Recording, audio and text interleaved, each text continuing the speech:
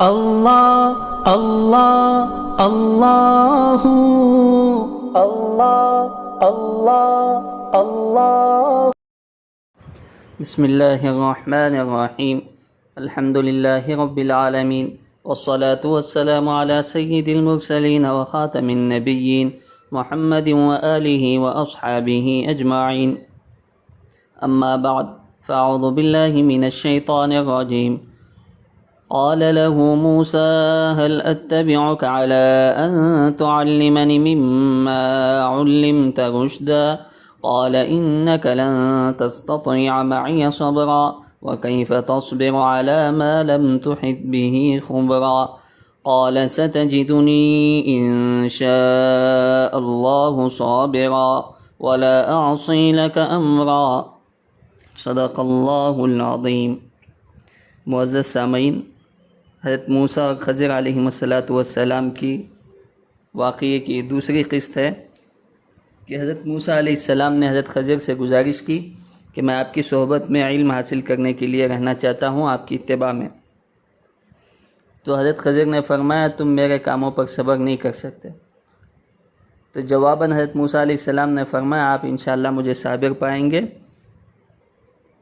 اس کے بعد حضرت موسیٰ اور خضر علیہ السلام نکلے، چلتے چلتے دریا کے کنارے چلنے لگے۔ اتفاقاً ایک کشتی آ گئی، کشتی والوں سے کشتی پر سوار ہونے کی بات چیت کی۔ ان لوگوں کو حضرت خضر علیہ السلام معلوم تھے، ان کی شناسائی تھی۔ اب ان سب لوگوں کو بغیر کسی اور اجرت کے کشتی میں سوار کر لیا۔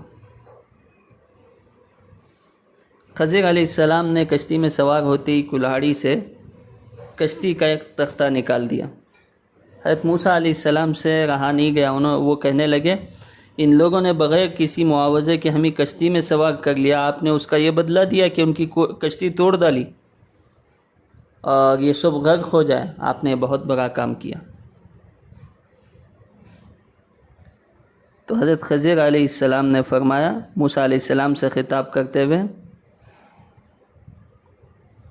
کہ دیکھو کہ میں پہلے ہی تم سے کہا تھا کہ تم میرے ساتھ نہیں رہ سکتے۔ پھر حضرت موسیٰ علیہ السلام نے معافی چالی، پھر وہ چلنے لگے۔ چلتے چلتے کشتی کے کنارے پر ایک چڑیا آ کر بیٹھ گئی اور اس نے اپنی چونچ سے سمندر کا پانی بھرا۔ تو حضرت خضر نے موسیٰ علیہ السلام کو کہا میرا اور آپ کا علم دونوں مل کر بھی اللہ کے علم کے مقابلے میں اتنی بھی حیثیت نہیں رکھتے جتنی اس چڑیا کی چونچ کے پانی کو اس سمندر کے ساتھ ہے۔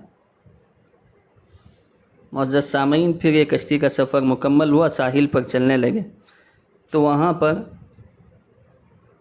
ایک لڑکے کو دیکھا جو دوسروں کے ساتھ کھیل رہا تھا۔ حضرت خضر علیہ السلام نے اس لڑکے کا سر اس کے بدن سے الگ کر دیا۔ یہ تو بہت زیادہ تعجب کا واقعہ تھا حضرت موسیٰ علیہ السلام کے لیے۔ چنانچہ لڑکے کا انتقال ہو گیا۔ موسیٰ علیہ السلام نے حضرت خضر سے پوچھا آپ نے ایک معصوم جان کو بغیر کسی جرم کے قتل کر دیا، یہ تو آپ نے بڑا ہی گناہ کیا۔ پھر حضرت خضر نے کہا میں نے پہلے ہی کہا تھا آپ میرے ساتھ رہ نہیں سکتے، صبر نہیں کر سکیں گے۔ موسیٰ علیہ السلام نے دیکھا یہ معاملے پہلے معاملے سے زیادہ سخت ہے، اس لیے کہا کہ اگر اس کے بعد میں نے آپ سے کوئی بات پوچھی تو آپ مجھے اپنے سے الگ کر دیجئے۔ اس کے بعد پھر چلنا شروع کیا۔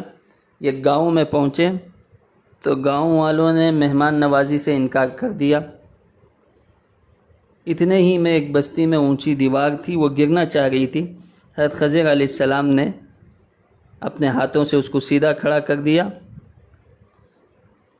موسیٰ علیہ السلام کو اور بھی زیادہ تعجب ہوا۔ انہوں نے کہا ہم نے ان لوگوں سے مہمانی چاہی تو انہوں نے انکار کر دیا اور آپ نے ان پر اتنا بڑا احسان کر دیا۔ اگر آپ چاہتے تو گاؤں والوں سے اس کی اجرت لے سکتے، بغیر اجرت کے آپ نے کام کر دیا۔ تو حضرت خضر نے فرمایا ھذا فراق بینی و بینک، یہ میری اور تمہاری جدائی کے واقعے ہیں، اب تم الگ ہو میں الگ ہوں۔ میں ان کی تعویل بھی آپ کو بتاؤں گا میں نے یہ تینوں کام کس لیے کیے۔ اب حضرت خضر علیہ السلام ایک ایک سوال کا جواب دینے لگے، کشتی کیوں توڑی، بچے کو کیوں قتل کیا، اور اسی طرح دیوار کو کیوں کھڑی کیا۔ سب سے پہلے انہوں نے فرمایا اما السفینۃ فکانت لمساکین یعملون فی البحر، یہ کشتی جن مسکینوں کی تھی، ان لوگوں کی تھی جو مساکین تھے، اور وہ 10 بھائی تھے جس میں 5 اپاہج تھے، اور 5 محنت مزدوری کر کے سب کے لیے معاش کا انتظام کرتے تھے، اور مزدوری ان کی یہ تھی کہ دریا میں ایک کشتی چلاتے اور اس کا کرایہ حاصل کرتے تھے، اور پورے گھرانے کا گزران اس پر تھا۔ لیکن سمندر کے اس پار جہاں پر یہ جانا چاہ رہے تھے، ایک ظالم بادشاہ تھا جو ادھر سے گزرنے والوں کی کشتی زبردستی چھین لیتا۔ حضرت خضر علیہ السلام نے اس مصلحت سے کشتی کا ایک تختہ اکھاڑ دیا کہ وہ ظالم بادشاہ اس کشتی کو شکستہ یعنی ٹوٹا ہوا دیکھ کر چھوڑ دے، اور یہ مساکین بھائی اس مصیبت سے بچ جائے۔ تو اس وجہ سے حضرت خضر نے وہ کشتی کا تختہ اکھاڑ دیا، اور دوسرا وہ لڑکے کو انہوں نے قتل کر دیا اس وجہ سے کہ اس کی طبیعت میں کفر اور والدین کے خلاف سرکشی تھی، اور والدین اس کے نیک صالح تھے۔ حضرت خضر کو یہ خطرہ محسوس ہوا کہ یہ بڑا ہو کر ان صالح ماں باپ کو ستائے گا اور تکلیف دے گا، اور یہاں تک کہ ماں باپ کو کفر میں بھی مبتلا کر دے گا، جو ایک فتنہ ہے۔ اس وجہ سے انہوں نے اس بچے کو قتل کر دیا۔ اللہ تبارک و تعالیٰ نے اس کے عوض میں ان کو ایک بیٹی دی جس سے ایک نبی بھی پیدا ہوا۔ اور تیسرا واقعہ، جو دیوار انہوں نے کھڑی کر دی جس گاؤں والوں نے ان کی مہمانی نہیں کی تھی، اس کا واقعہ یہ ہے کہ اس دیوار کے نیچے یتیم بچوں کا خزانہ تھا، زیور دفن تھا۔ حضرت خضر چاہتے تھے کہ وہ انہی کو ملے، کسی دوسرے کے ہاتھ نہ لگے، اس وجہ سے حضرت خضر علیہ السلام نے اس دیوار کو کھڑا کر دیا۔ یہ اس وجہ سے بھی تھا کہ یہ یتیم بچوں کے والدین جو ہے وہ نیک تھے، ان کی نیکی کا ثمرہ یہ تھا کہ اللہ تعالیٰ نے ان کی مال کی حفاظت کے لیے حضرت خضر کو ذریعہ بنایا، بعد میں جا کر وہ مال ان کو ملا۔